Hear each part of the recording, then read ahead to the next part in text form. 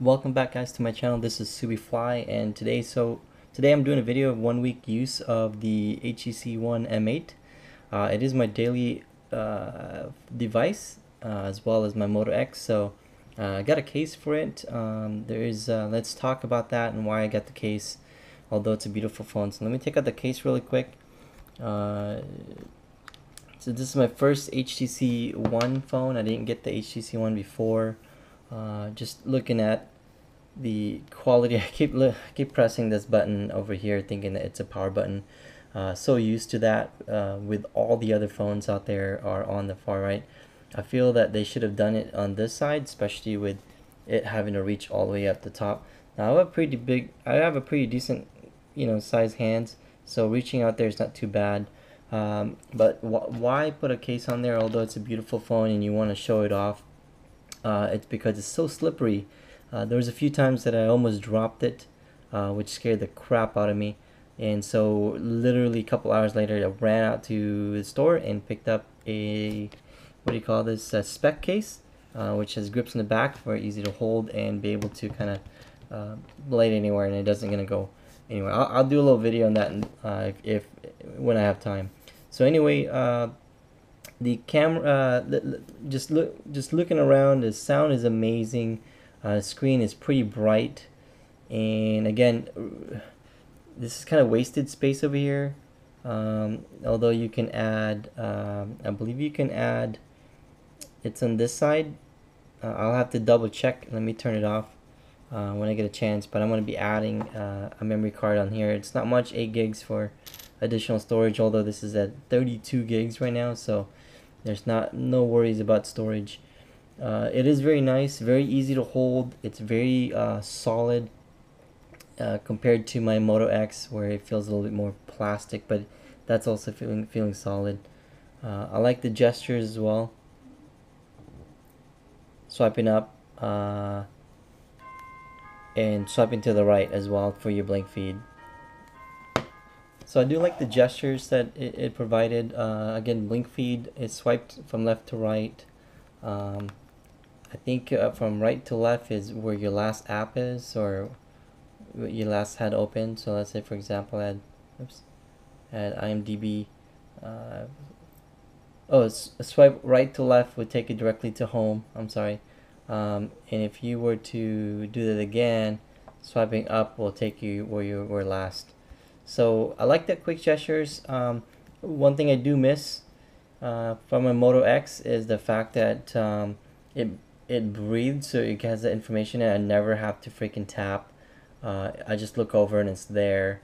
So otherwise, wasted space over in the bottom side. I wish they had just kept that left menu or back button, if you guys know what I'm talking about. I'm talking about these ones right here, the back and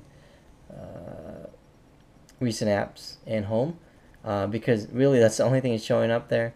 So if you guys think about it, it's wasted space, it's wasted over here. I think they should have done a better job. I think you would have got more real estate of your screen, and it'll be more cool and more fun and more stuff to add. Overall, after 1 week of use, I do love the sound, these boom sound, and where I don't have to cup it anymore for getting good quality volume, and where I can just enjoy my video. Big screen, it definitely a 5.1 or 5-inch screen. Big difference compared to my Moto X, and a lot more brighter. The 1080p versus 720p does make a huge difference in regards of viewing. I tend to pick this up more now when I do videos or media, not videos, watching videos, YouTube videos, or any of that matter where you have more content and less squinting. The camera does a pretty okay job. So it's taking some of these photos, for typical social media photos. They do a wonderful job, and it was actually kind of getting dark. This is out in Elliott Bay area, so in Seattle, I guess, and someone got married. So I took low light photos, and it picked up pretty well. It's not as good as the Lumia 928 that I have, so that's one thing I'm gonna miss with the higher megapixels. So if you zoom in, as you can see, you get a little bit of digital noise. Again, it's just good for online or social media posting or Instagram. But if you want to take good quality pictures, I would not rely on this. I felt like my Moto X did a better job, to be honest with you. And I don't have anything to compare right now, but when I do get the time, I'll compare it. This is one with the flash right here, and here's the wedding. It does take a quick, fast photos. That's one thing I do enjoy.